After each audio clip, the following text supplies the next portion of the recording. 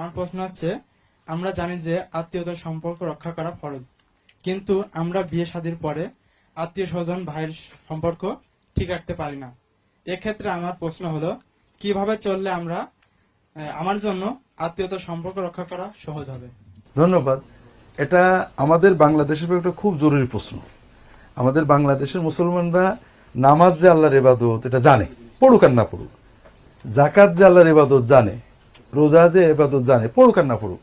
কিন্তু আত্মীয়তার সম্পর্ক রক্ষা করা যে ঠিক নামাজ রোজার মতোই খুব অত্যন্ত গুরুত্বপূর্ণ ফরজ ইবাদত, এটা কিন্তু আমরা জানিই না। দিনদার, আলেম, ওলামা, বুজুর্গ, আবেদ, একেবারে কপালে দাগ পড়ে গেছে, দস্তরখান, টুপি, পাগড়ি সব ঠিক আছে, কিন্তু এই ফরজ ইবাদত ঠিক নেই। অথচ নামাজ না পড়লে আল্লাহ শাস্তি দেবেন, জাহান্নাম ইত্যাদি।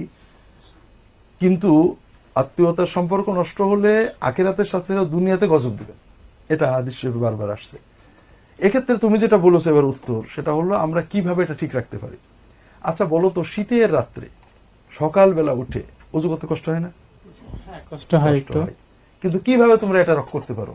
যখন ইবাদতের চেতনা থাকে, না হলে আল্লাহ অসন্তুষ্ট হলে আল্লাহ সওয়াব দেবেন, ঠিক না? আসলে আত্মীয়তার সম্পর্ক রক্ষা করার মূল বিষয় হলো এটা যে আল্লাহ একটা ফরজ ইবাদত, তোমায় বুঝতে হবে। তুমি কখনো রিসিপ্রকাল হবে না। রিসিপ্রকাল মানে কি? মানে তুমি আর তোম মেরা হাজি বলেঙ্গে, মায়ে তোমাকে হাজি বলেঙ্গে। সে আমাকে হাজি বলবে, আমিও তাকে হাজি বলবো। আমরা এই থিওরিতে যাওয়ার কারণেই ফেল করি। ও আমাকে বিয়ের সময় দাওয়াত দিইনি, ও আমাকে বিপদের সময় আসেনি, কেন আমি করব? কথা বুঝেছো? এই চিন্তা হলে তুমি পারবে না। তোমাকে যেটা করতে হবে, আল্লাহ আমাকে ফরজ করেছেন আমার ভাইয়ের সাথে সম্পর্ক ঠিক রাখা, ভাবির সাথে, আমার চাচাতো ভাই, খালাতো ভাই, মামাতো ভাই, চাচার সাথে আমি এর দায়িত্ব পালন করব। সে করলো অথবা না করলো এটা তার নামাজ, সে নামাজ পড়নি বলে আমি তো নামাজ বাদ দিতে পারি না, ঠিক আছে না? তুমি যখন এটাকে ইবাদতের চেতনায় নিয়ে যাবে, তখন এটা পালন করা তোমার জন্য খুবই সহজ হয়ে যাবে। আর যখন এটা সামাজিকতার চেতনায় নেবে, অথবা সে করলে আমি করব যাবে, তখন ঘাটতি পড়ে যাবে, কারণ সে করে না, কেন তুমি করতে চাইবে না? এই জন্য রাসূলুল্লাহ নিজে বলেছেন, লাইসাল ওয়াসিলু বিল মুকাফি।